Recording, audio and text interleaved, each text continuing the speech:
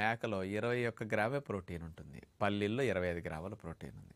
100 గ్రాముల మేక మాంసం 700 రూపాయలు కేజీ, కానీ పల్లీలు 100-120 రూపాయలు. మ్యాక్సిమం కొద్ది కాస్ట్లీ మంచి క్వాలిటీ అయితే 130, 140, 150 రూపాయల లోపే. కానీ ఇందులో బలం చూస్తే 100 గ్రాముల మేక మాంసం 118 క్యాలరీలు, 100 గ్రాముల పల్లీలు 567.